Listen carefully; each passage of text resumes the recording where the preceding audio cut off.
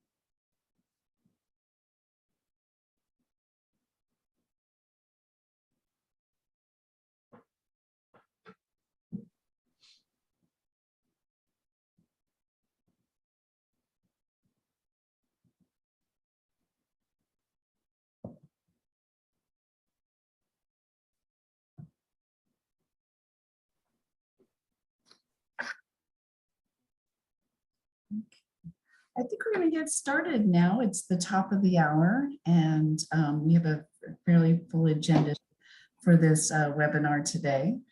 Welcome to today's webinar on data tools, dashboards, and digital technology for immunization supply chains. Just a reminder, as we always do, we are recording this webinar, and we will share the recording with you after the webinar is completed in our follow-up email, and I will also share the slides with you of the session as well.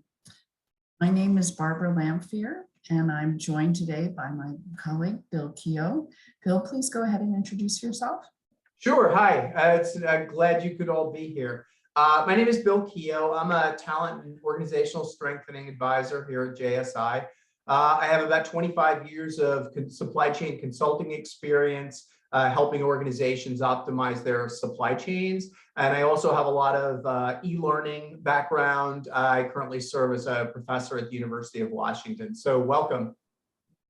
And many of you know me already. I'm Barbara Lamphere, Senior Technical Advisor, JSI, working in organizational strengthening and capacity building and a number of programs across a number of geographies.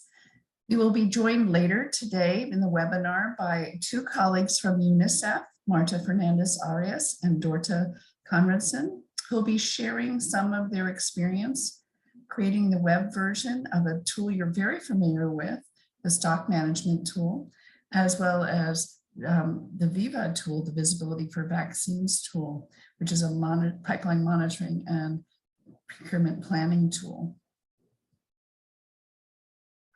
Okay, so this is the second webinar in the series, Improving Data Use in the Immunization Supply Chain. So we hope you can join us for some of the future webinars. For the next two, we're going to be focused on data triangulation. In the next one, we're going to be joined by our colleagues from VillageReach, and we're going to talk about data triangulation and also how it can improve decision-making in the immunization supply chain. As I mentioned, the first is about data triangulation specifically, and particularly how it's been used in Mozambique. And then the second webinar about data triangulation is going to be 1 week after the first, and it'll be in a slightly different format. We're going to start with a country example from Ethiopia, and then we're going to have more of an interactive workshop format talking about the actual application of data triangulation. I just want to remind you, and I hope you're taking advantage of the webinar series that's already ongoing on temperature monitoring. These webinars explore the different technologies that are available for active temperature monitoring of your cold chain. The slides and recordings for the first two webinars, which have already taken place, are available at the TechNet 21 website, and I'll share that website address with you in the follow-up email. And you can still sign up for the next three webinars which, at that same address. Okay, so as we kick off here, if everyone could take a moment and go into the chat and just quickly introduce yourself. Tell your colleagues what your name is and where you work. At the end of the presentation, there'll be time for questions. If you want to pose a question during the actual session, please use the chat function. You can click on the Q&A button there as well, and that will also work. Now, on to the webinar. Right. And I'm seeing so many familiar names in the chat. Great to have you with us again. All right. So to recap what we did in the last webinar, we reviewed the data needed to manage the immunization supply chain, including logistics data for operations, program data. We looked at sources of data, and we looked at actions to take to improve data quality. In this webinar, we are going to focus on our attention on data tools, digital tools used to collect, report, and visualize data, and discuss some of the considerations, challenges, and lessons learned when implementing or using data tools in hopes that any implementation that you have will be successful. Okay, so as we all know, there are a lot of tools out there, and they come in all different shapes and sizes, so to speak. There are paper tools, there are digital tools. Some tools are mobile-based interfaces that connect to a back-end or a web-based tool. And then a lot of these have great dashboards that help you analyze, visualize the data, and use that data to make actual operational decisions.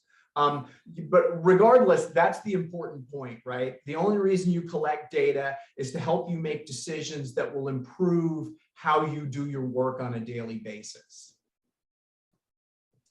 So digital tools have a lot of benefits, right? Paper tools, well, it's time consuming, first of all. But one of the things about paper tools is they don't capture the data in a way a system can use them. So digital tools, they standardize data, they make it easier and more streamlined to actually connect the data. The data aggregation and reporting, in other words, the rolling up of data from the lower levels, it makes it the workload less. It also makes it faster, so you can transmit data more quickly between one tool and maybe a back-end database. When I talk about the database, right, on the back end, you want to make sure that it's secure. And so web-based and digital systems hopefully ensure that. Usually there's a lot of attention to security since the data is sensitive. Digital tools can improve the quality and reduce the number of errors you have in your data, and we'll talk about that in a little bit. Digital tools increase visibility, right? Paper is very difficult to distribute, and somebody's not going to look at 500 pieces of paper and try to figure out what's going on across the entire organization. Also, it makes it easier to make decisions when you can see that data in a way that's rolled up or sliced and diced any way you want. And then at the end of the day, having digital tools helps improve the performance of your supply chain. Okay, so like anything, there are good things and positives, and there are also some challenges associated with digital tools. One is user support, right? So a digital tool, no matter what it is, people need to get trained on it and they need to get comfortable. And during that time, it's a bit more work than doing what you have always done. So that can be one challenge that needs to be addressed when a new tool is rolled out. Obviously, electricity, internet, mobile phone, That kind of infrastructure is sort of critical to be able to use digital tools. Some of them have functionality where you can use them offline and then upload data, but nevertheless, you need those three things really for a tool to work properly. For users, they need to have some familiarity with a digital interface, with technology, how to use a computer, that sort of thing. And then choosing the right digital information or actually developing the sort of software that's gonna capture the sort of data you need. That's, I think, as most of us are familiar with, that can be complicated. Standardizing the identifiers of data across tools. This is what's called in a database a key, so that the right data is connected to the right other data and the data is the same across systems. And again, we'll talk about that in a minute.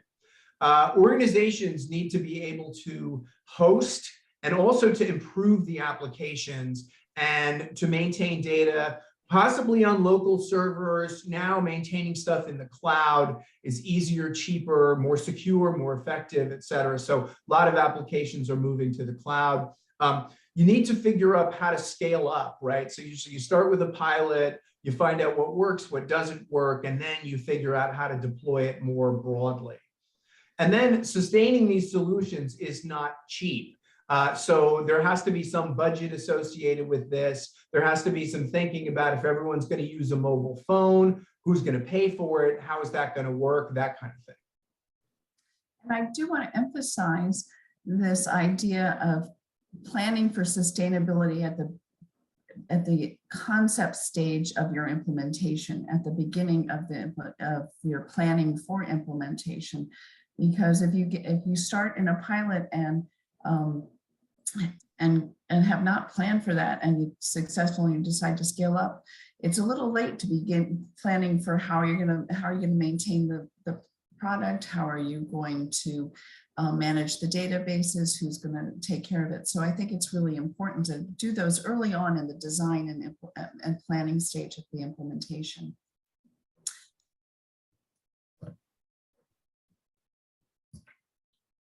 So another consideration when thinking about digital tools is what are the digital tools that you're going to use and what functions they're going to support.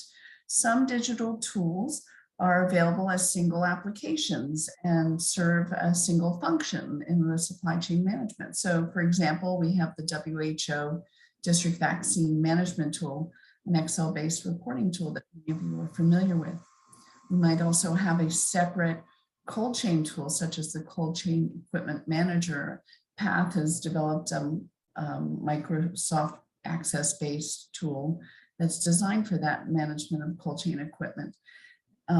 And so you have tools you can have tools that are for separate functions of the supply chain, but better yet is to integrate those tools into an ELMIS, like the VIM system that we saw in the last webinar, that was demonstrated in the last webinar, and that integrates program data and logistics indicator tracking, remote temperature tracking, and cold chain equipment management in one place. For example, there's a VLMIS used to manage vaccines and cold chain equipment. The one used in Pakistan supports a range of supply chain functions, from remote temperature monitoring to procurement planning, and also replenishing facilities. So all those functions are integrated into the web-based VLMIS. The advantages of an ELMIS, VLMIS, whatever you want to call it, it can allow for vaccine tracking in real time and reduces reporting errors. You're not transferring data from one tool to another tool. And it obviously, reporting can be automated. It can be used at multiple levels of the system, depending on your infrastructure. And studies have shown that actually having a VLMIS or an ELMIS leads to better data quality and more data use for vaccine management by easing the access to that data through the VLMIS. Often associated with a web-based LMIS and certainly a great digital advancement is to have mobile phone applications that are useful for tracking vaccines and also in warehousing and other supply chain functions. So mobile phones applications, which are associated with the web-based VLMIS, are often used for data collection, for reporting, for supporting operations such as distribution planning and stock management. They can be either web-based, the mobile phone applications are often web-based, but if you don't have web-enabled phones, if that technology is not easily available or is not user-friendly in the infrastructure available, then SMS or similar technology is also possible. It obviously has the benefit of being portable and available when decisions are need to be made. And it can often be used offline and then synced with the larger system when connectivity is available. So here are two examples of mobile phone tools. Embrana, which is used in Ethiopia and has both a mobile and a web component. It's a vaccine inventory management system. And it actually was developed in response to challenges that the waredas, the districts in Ethiopia were facing in connecting with the commodity management information system, the web-based system. So it's interoperable with the upstream system and it syncs with the national dashboard. A similar system is EVIN, which is also mobile and web-based and has been deployed in India and is a tool that was developed by Logistima. And it is now digitizing the vaccine stock and information for 27,000 vaccine storage sites in the nation. And it's credited with contributing to an 80% reduction in vaccine stockout instances because that data is available and they can see supply chain performance and the data is shared more readily through the EVIN system. They have been able to improve their supply chain performance. All these mobile tools should feed into some kind of performance management system such that is visualized through a dashboard. And we looked at dashboards last time we were together in the last webinar. We looked at the VIMS dashboards. And dashboards really can transform data into practical and actionable information through charts and graphs and visuals that provide you with information to improve performance, to see what's happening at different levels in the system, to see trends over time. It's really important that dashboards help you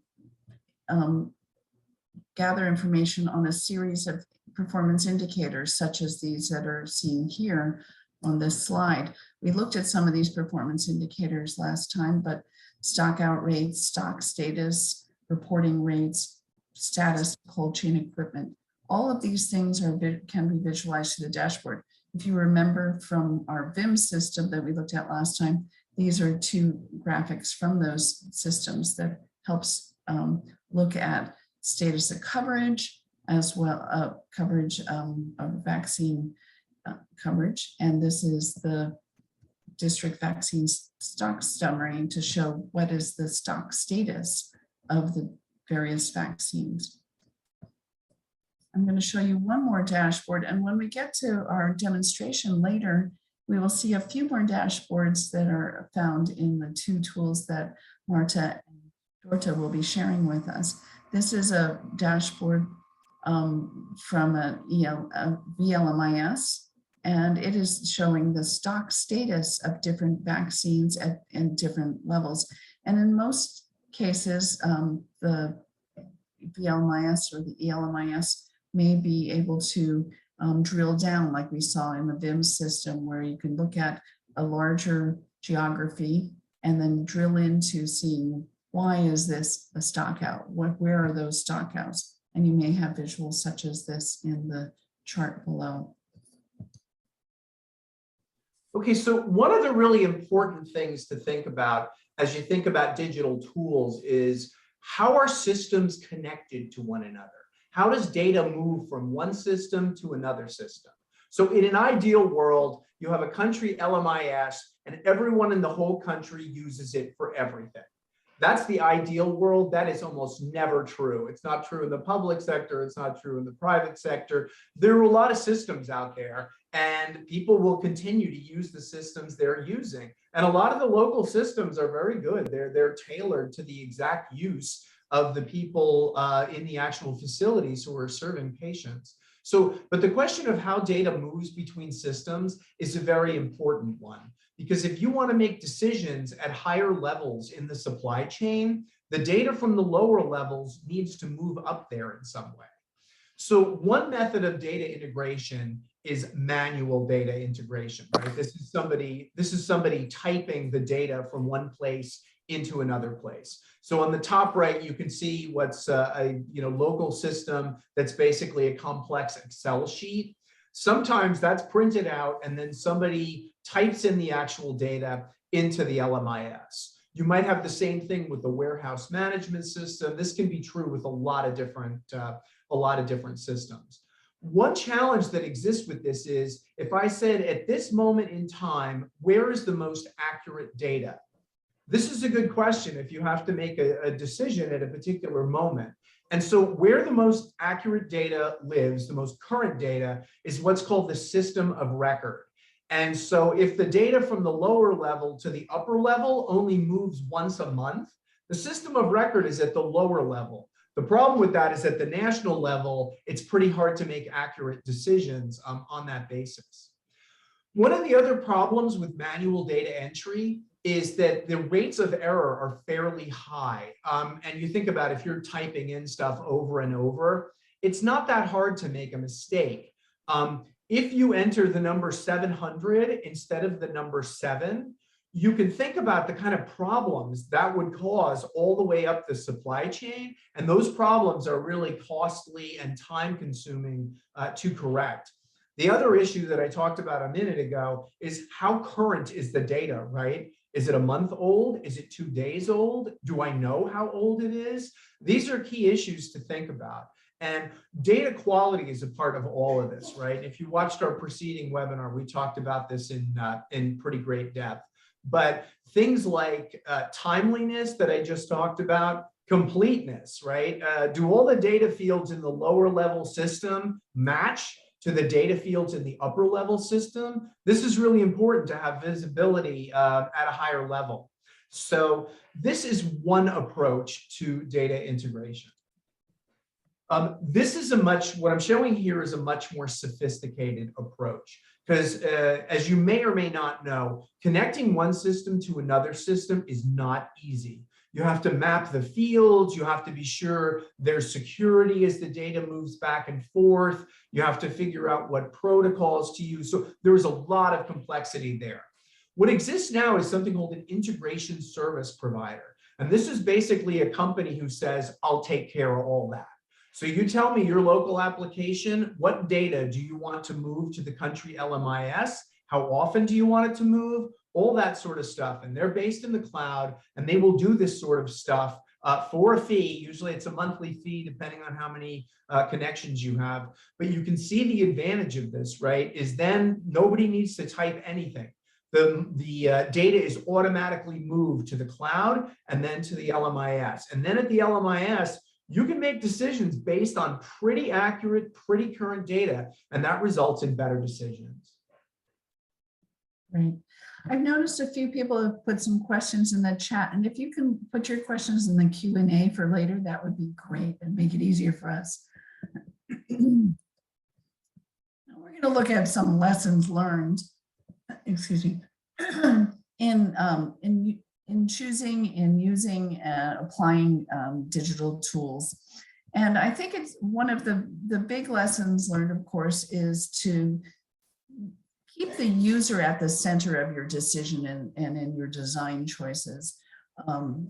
Does the digital application, does the digital tool actually help the user do their job, or does it add additional workload does the user have the infrastructure consistently to be able to use that digital tool to make it successful? So they will provide the data and also use that data for decision making.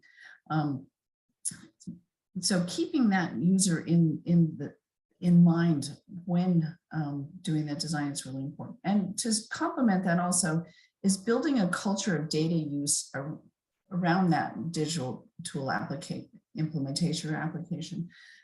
You know, we talked about in the previous webinar, we talked about data review or data performance teams. And, you know, if you want people to use data, to take advantage of these tools to collect data, which will improve the accuracy of the data by using digital tools and the quality of the data, you want to build a culture of data use by showing them and giving them a forum or a situation where they can see success by using the tool with the data that they have. So these data review teams and are really an important part of that, or some kind of structure or forum in which to use data, whether it's a visibility analytics network or other kind of a forum or structure.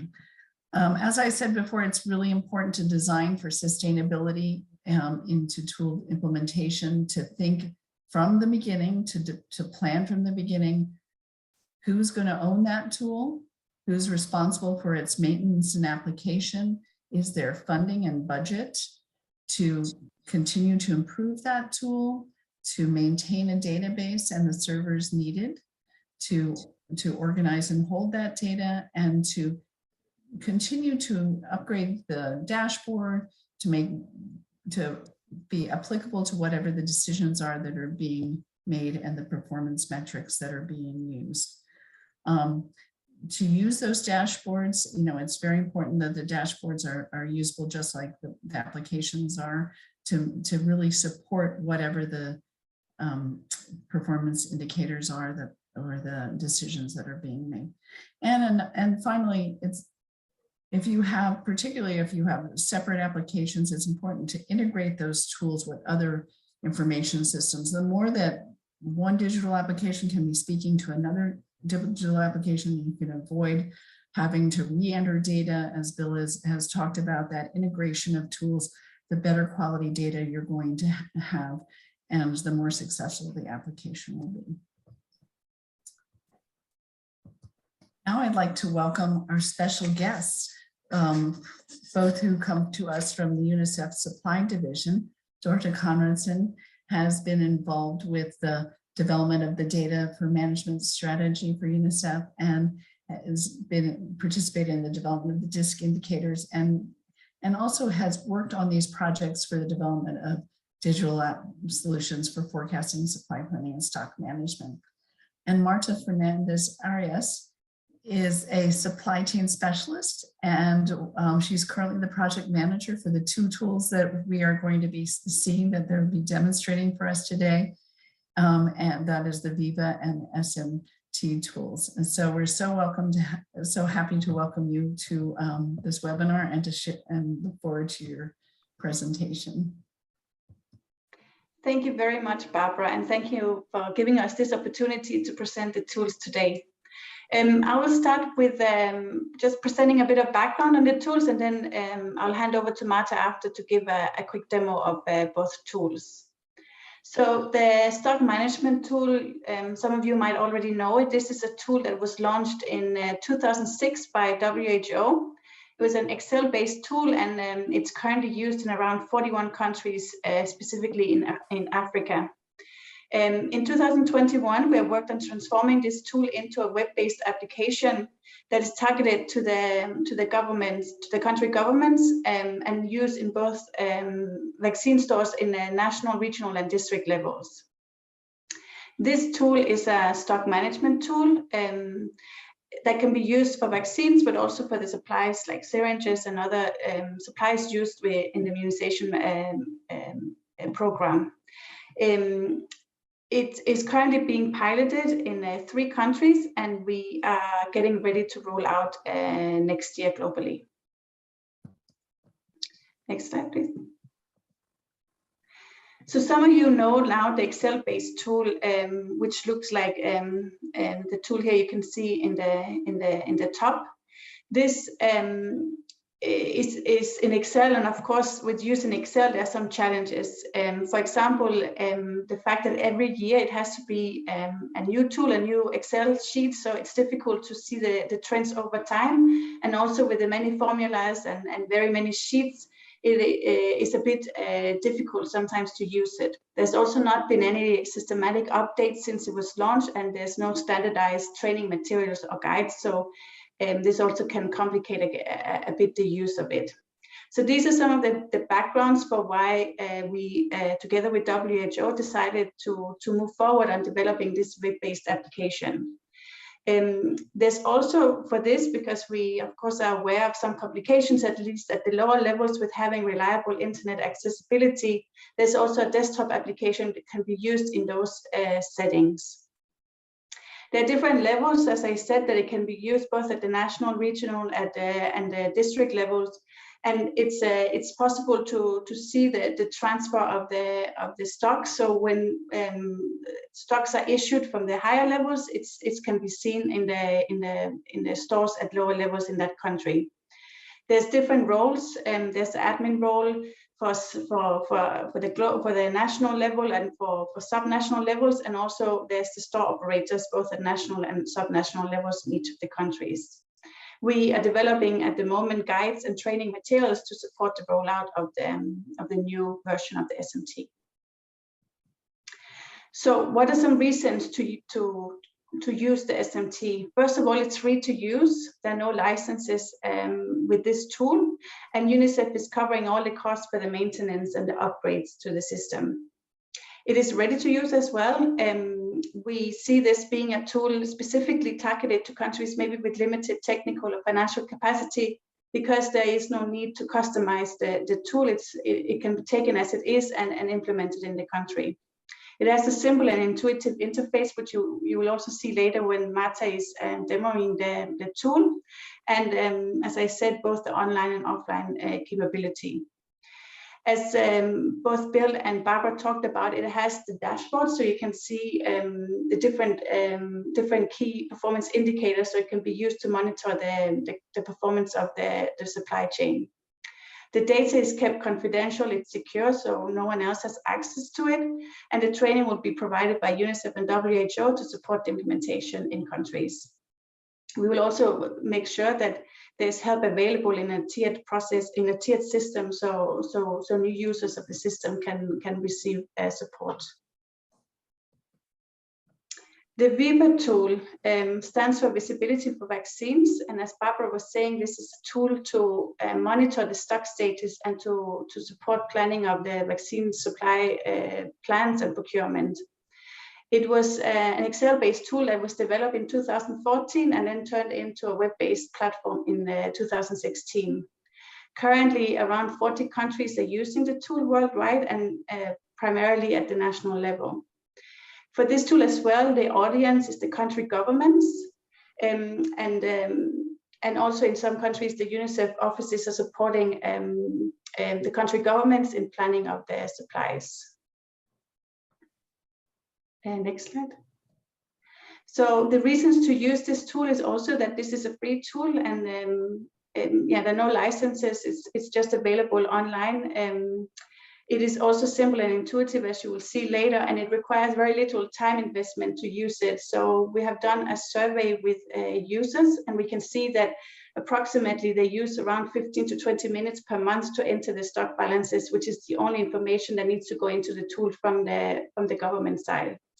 It offers visibility also of the international shipments, so there's estimated time of arrival and the quantities received, and this information is coming from the internal UNICEF system, so it's updated twice a week to make sure you have updated data for this.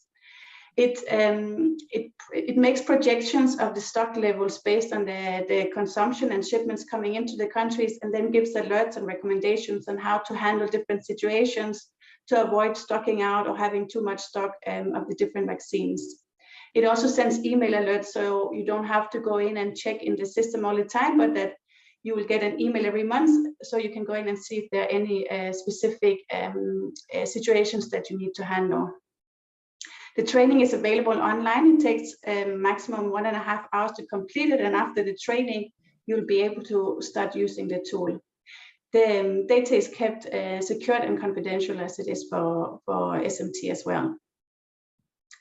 So just to quickly compare the two tools to make sure that we're clear on what is what. So the SMT is an inventory management tool, so a stock management tool that is used in the stores, whereas Viva is used at the national level to see the shipments coming into the country and to support the supply planning on moving shipments around, so you are sure of having a constant level of the supplies. The SMT, because it's an inventory management system, is used daily, because every time there are transactions, this tool is being used, whereas Viva is used less frequently to just guide on the to see the stocks, but also to enter the stock levels once a month. The SMT can be used, as I said, at different levels, whereas Viva is used mainly at the national level. And whereas both of them are online tools, also the SMT has the offline capability. The tools are used by country government staff at different levels. And for the SMT, they use it to have the overview of the inventory, the cold chain equipment, the stocks and transactions. And the tool, the data that goes into the Viva tool is the shipments, as I said, coming from Viva, but also the stock levels that can be taken from the SMT tool.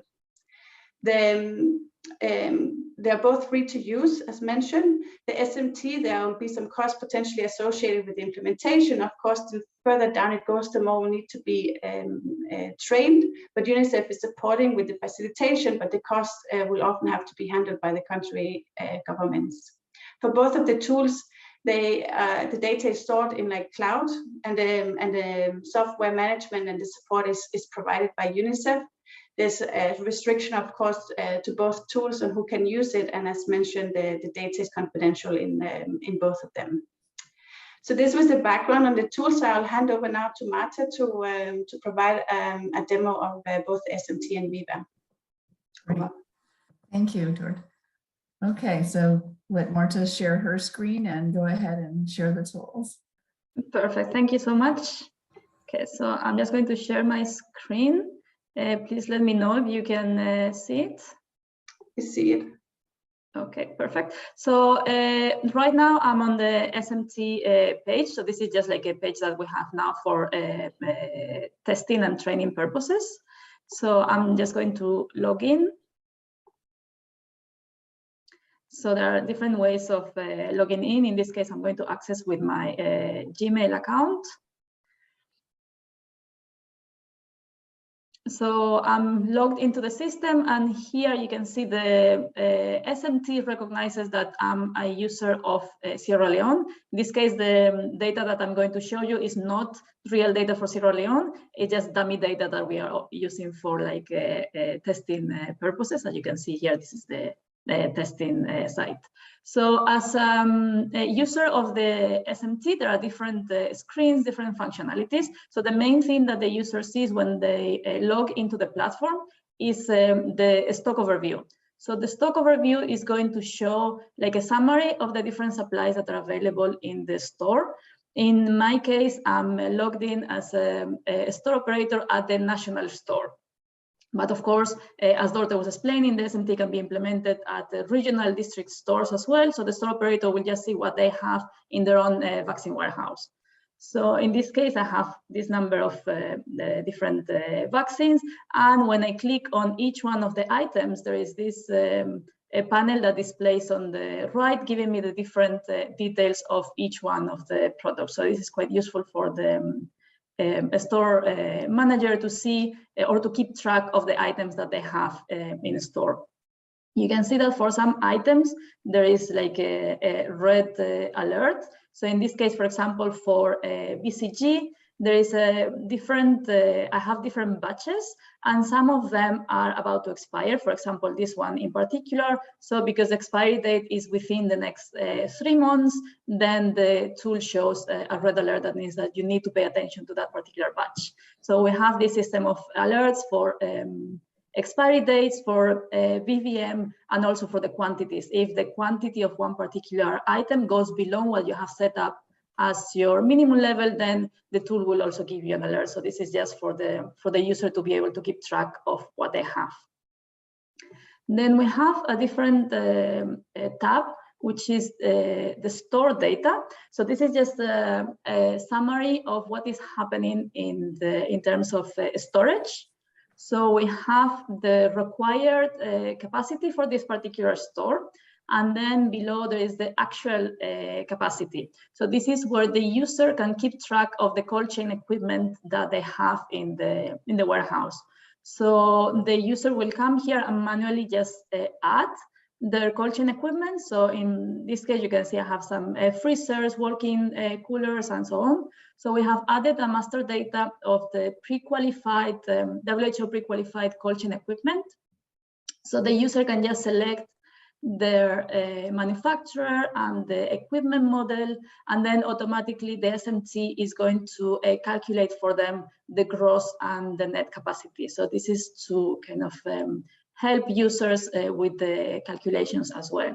Of course, if you have some cold chain equipment that is not on the list, you can also add it manually. So we are just offering the option to kind of facilitate that the user doesn't have to do all the calculations. Then we have the transactions.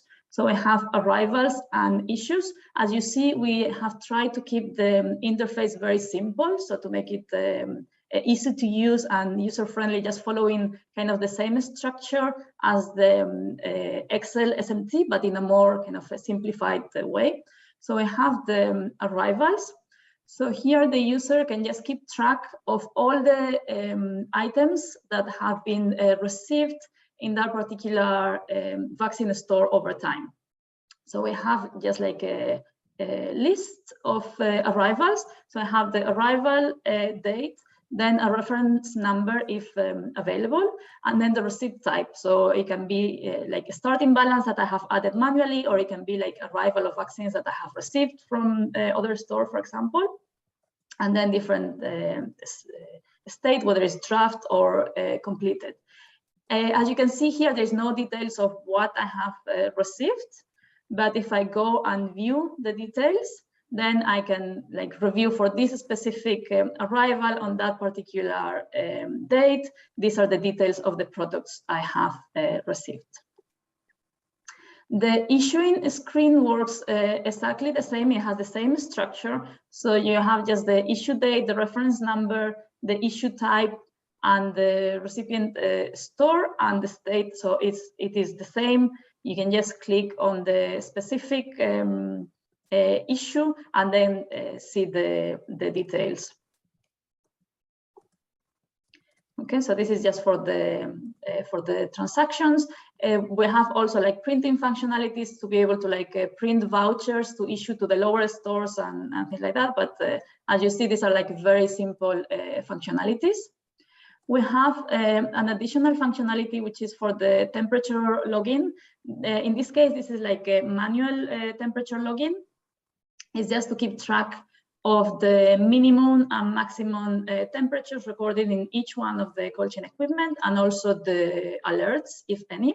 So based on what the user has entered on the store data, like the number of different cold chain equipments, those items are going to appear here. So we have, for example, freezer 01 and walk-in cooler 02. So for each one of the items, the user can now enter the minimum temperature registered during the month, the maximum temperature registered during the month, and the number of low temperature alarms and high temperature alarms. And then we have an additional functionality. This is a new thing that has been included in this online SMT, but it was not available in the Excel base. So this is like a new functionality, which is physical counts and adjustments. So this is to facilitate that the user, if, for example, at the end of the month, they do the inventory, they conduct the physical count, to be able to kind of correct any discrepancies. So what the tool is displaying here is just the list of the items with the batch number for each, And then what is the system quantity or the theoretical quantity that you should have in your warehouse based on what you have entered as the arrivals, issues, and so on. So the user can then count and enter here what is the actual counted quantity, and if there are any discrepancies, then the user can justify the discrepancy and select whether you want the system to automatically correct those quantities. So this is basically the main functionalities. For all of them are manual for the physical count and adjustments, temperature, and issues.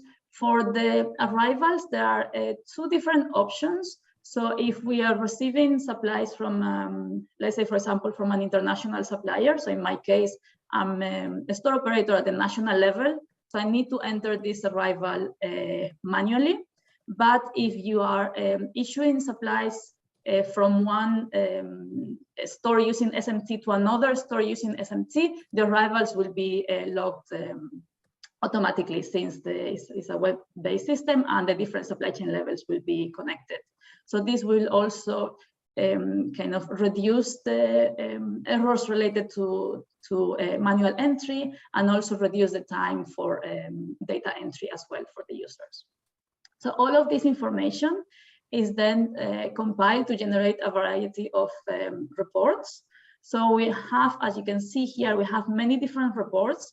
So we don't have a lot of time, so I'm not going to get into the detail of all of them. I'm just going to show one of them, which is the immunization supply chain performance. So this is maybe the most important. So I will just select my store. In this case, since I'm at the national level, I have the option of generating reports for my level, but also for all the districts below me. Okay. So I will just select the months, the period. Okay, so I want to generate a report for my national store from January up to November, and I select generate report. And then I have a number of different indicators that I can monitor. So I'm going to select all of them. And you can see that based on the information that we have entered, this report will just show me like a dashboard, like a graph of the temperature. So we have like a temperature chart for each one of the cold chain equipment. So you select the different temperature ranges, and the tool just generates the graph for you, so you can track the alarms and the temperature and so on. We have another graph, which is for the cold chain functionality. So this is basically giving the user some information about whether the cold chain equipment you have in your store is functional or non-functional during the months. So as you can see here, we have the different, the walk-in freezer, different freezers. So some of them were functional, some of them were non-functional during November, and we have as well the percentage functionality. Okay, so this is to keep track of each one of the equipment that you have. There is a separate chart for wastage as well. So here the user just selects the item, the vaccine, and they can track the wastage. Of course, this is, we are talking about the vaccine warehouses. So this is closed vial wastage. So for example, in November, we can see that there was like a 4% wastage of BCG. And then you can see also the wastage by type. In this case, it was due to expiry. There's also some information on the availability of supplies. So full stock availability just shows whether the different items were available or not during the month. So in this case, all the items were available. And we also have a stock out days. So in case any of the supplies were not available, with this graph, we can also track how many days we were out of stock. In this case, we didn't have any stock outs. And there is another chart, which is stock according to plan. So this gives us some information about not just whether the item was available or not, but whether the actual quantities were kind of sufficient or were adequate. So we have like the minimum and the maximum level, which are calculated based on our forecast. And then the blue line represents the actual quantities that we are keeping in the store. So this is basically just like the summary of the different graphs, but as you can see here, there are many other reports as well. So in the interest of time, I'm going to switch and I'm going to show you the Viva platform as well. Let me see if I can move this one. Okay. So this one now is the Viva platform. So as you can see, it is very similar to the SMT in the way how we log in. It's also like a web-based platform. So I'm going to log in with my Gmail as well. Okay, and I will go directly to the charts. So this tool is connected in a way to the SMT. So the idea is that the user of the SMT takes the information on the available supplies, and then they enter that information into Viva. And Viva is going to take this data, so how much you have in your store right now, and it's going to put it together with information from UNICEF Supply Division on upcoming shipments. And these two pieces of information is what the platform is going to use to generate the dashboards. So I'm showing here, I'm now the user of this training country. So this is my main overview of the national vaccine store. So basically I can see a list of the different items that I have, the stock level in doses, and then some different alerts. There are color-coded alerts. So if the situation is okay, I have a green alert. If I have a stock out or a stocking out, I will get like orange or red. Or if I'm overstocked, the yellow color. And which is the most important or the most valuable of this tool is that I can also see the shipments. So if you see this plain icon, so I can see that on the 9th January of next year, I'm expected to receive 300,000 doses of OPV, and this is the PO number. Okay, and for TD, the same. I can see when I'm going to receive supply, so I can plan accordingly. So for each one of the items, if you want to see more information about that particular shipment or the stock status of that vaccine, you can also click on the specific vaccine. And we have this product specific charts. So this is the chart for the training country for the national store for OPV. So we have our minimum and maximum levels. The blue line represents the stock projection. So as you can see, this goes from 2021 August up to May 2022. So this is like an estimated projection that the tool is creating for the future. So how much you are expected to receive from UNICEF, how much you are expected to use, and based on that, whether you have any risk of stocking out or overstocking. And this blue bar here represents the arrival of vaccines in country. So this is basically it. This is just a little bit of the summary. Then I forgot to mention, but all the charts, both in Viva and the SMT, can be exported as a PDF or Excel. So you can use this information also to coordinate with partners or for reports and so on. So yeah, I think I'm going to stop here and just to allow some time for questions or comments from the participants. So it's back to you, Barbara. Actually, I'm going to turn it back to Bill. Thank you. Okay, great. Well, this is the end of the webinar for today. We've talked about identifying tools for data collection and visualization within the immunization supply chain. We've talked about considerations, challenges, lessons learned when you're trying to apply digital technologies to the immunization supply chain. And obviously, we've also learned about SMT and Viva. So thank you guys for that. We now have time to address a couple of questions. As Barbara mentioned, you'll be getting a follow-up email with additional resources, a recording of this webinar, especially if you want to share it with somebody who couldn't be here, and also evaluation form to help us continually improve these webinars. So just as a reminder, we hope you can join us for the webinars on January 25th and February 1st. when we're going to dig into data triangulation. As I think Barbara may have mentioned, anyone who attends all 5 of the webinars in the series, either live or recorded, will receive a certificate of participation.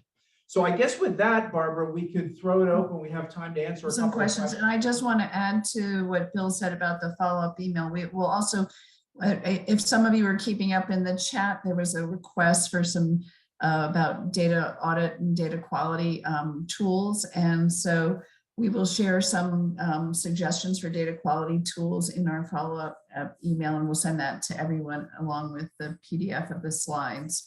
And also we'll send our colleagues, Dorta and Bill have been typing some answers to some of the questions in the Q&A already, and we'll be sure to share the Q&A report with you. One question that came in from Adriana, which I think is a very important question for considering, is, what are strategies for piloting data and digital tools, data tools or digital tools, in terms of what the kinds of contexts in which they are piloted. And it's true, oftentimes you want to see if it's going to succeed. So you choose an area to pilot in that has good connectivity, skilled staff, and so forth. But it is important to think about the range of contexts in which people work and the range of people who you expect to use those tools. We've had experience with some digital applications in Indonesia, not specifically for a vaccine, but for stock management and distribution planning and so forth. And we purposely piloted those tools in a variety of contexts, in places that are hard to reach, places that have poor connectivity, and other issues, so that we could see what the limitations and bottlenecks were, and to address those and try to find ways either in the architecture of the digital tool to help with overcoming some of those things, such as how the offline capability of the tool works and so forth. But as I said before, it's really important when you're designing or developing your strategy to keep that user in mind, all the possible limitations, the skill of the user, and so forth. I know. And we didn't talk about this, but one of the things that we've had with community-based workers is low literacy rates and use and difficulty using digital tools. Specifically, there's an application, a pilot of something called it's H2. I'm going to get the acronym wrong, maybe Amos can help me, but it's the use of being able to transfer something that's written or H2, I'll remember it, I'll send it out to you all, but it's how do you move data from paper onto, thank you, HP2D, thank you, Joseph, HP2D, which actually helps user move data from paper into a digital tool, so that when you have a problem with people's ability to use a cell phone, just taking a picture of the data and digitizing that. So that's in a sort of a pilot experimental phase. They're using in supply in Kenya is using that at the lower level. So you do need to keep into consideration the context in which the user will use the tool and their capacity and the connectivity issues.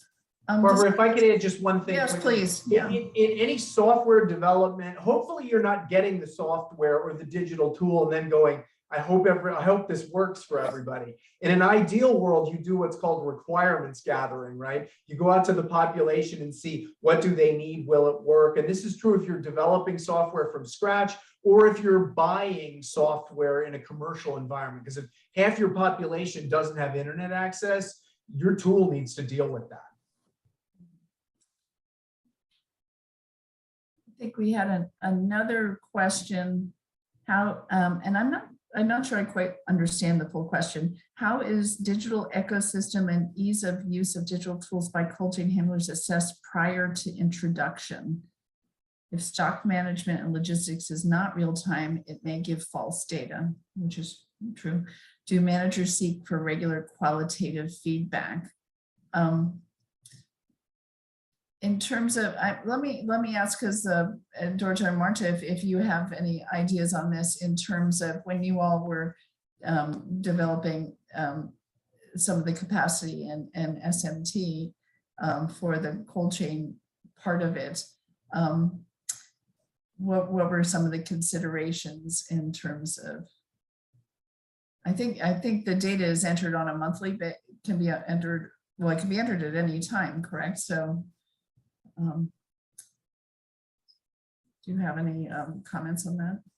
Yeah, so I'm not sure I'm understanding the question. So for the cold chain, the data is entered kind of once at the very beginning, like the cold chain equipment, and then if there are any changes to the functionality, that gets updated when required. And then for the specific temperature data, then yes, it is entered once a month. Right. Yeah. So the expectation is that the users will still use their fridge tags or whatever it is that they're using for their kind of daily monitoring of the temperature, and then at the end of the month they just enter the minimum and maximum and the alarms into the SMT, and that's what's going to build the reports. Right. Yeah, and this, I mean, not specifically to cold chain, but this idea of real-time versus real-time data versus periodic data of, sometimes our reporting systems, particularly if you're moving from data from a paper system into an electronic system, are often on a monthly basis, and so forth, which obviously you're not getting real-time information. But obviously, the more you can monitor, you can automate the system so that it becomes a transactional system. And the same thing with the temperature monitoring, that you're connecting those remote temperature monitoring devices to the system that can do real-time monitoring. You're not going to get false data. You're going to have routine data as it's occurring, as it's updated. I encourage you, Satir, and anybody else who's interested in this to attend the WHO webinars on the temperature monitoring and the cold chain temperature monitoring. They're going into all the different kinds of aspects of the different devices and ways of managing that, and how those interact and what are some of those considerations. So check out those webinars. And I'll be sure that link is in the follow-up email for you. I know that others of you have probably had some experience with those, and feel free to share those experiences in the chat with us as well.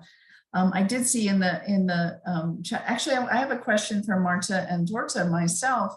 You mentioned that SMT, the web-based SMT tool, is being piloted in 3 countries, and I know Sierra Leone is one of them.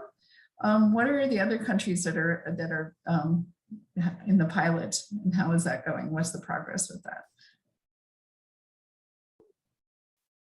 Yeah, so it's Sierra Leone, as you mentioned. So we have just completed the training 2 weeks ago. We did the training of trainers at the national level, and then the cascade training for district level. So they are just starting to use the tool now. And then for South Sudan as well, we completed the training recently in the previous, a few weeks ago as well, the training of trainers at the national, and they are now planning for the cascades. And the third country is Cameroon, which we are planning to train beginning of December. Okay, and if other countries are interested in joining and using the tool, what is the process for them to get on the list? Yeah, so we have some countries that have already shown interest. So our plan is to finalize the pilot now mid-December, so we can also kind of finalize the strategy for the trainings. We are testing different approaches like remote training, face-to-face. We are testing the materials as well, and kind of like fine-tuning some of the things in the platform, also like getting feedback from the users. So the idea is that we will be able to enroll new countries starting from January. But if there are some countries that are interested in either like knowing more about the tool or understanding the onboarding process or things like that, they can just get in touch with us. So we have this dedicated email address, which is smt@unicef.org. And and even for the Viva platform is the same. We have viva@unicef.org. So they can also just send us a message. And okay, and I'll include those in the follow-up emails. Great. Great. Thank you so much for everyone for joining us, and for Dorta and Marta for your great presentation and for teaching us all about the two tools. Very, very exciting. And we look forward to your participation in future webinars. So take care, everyone, and thanks so much for your questions. Bye, everyone. Thank you. Thank you. Bye.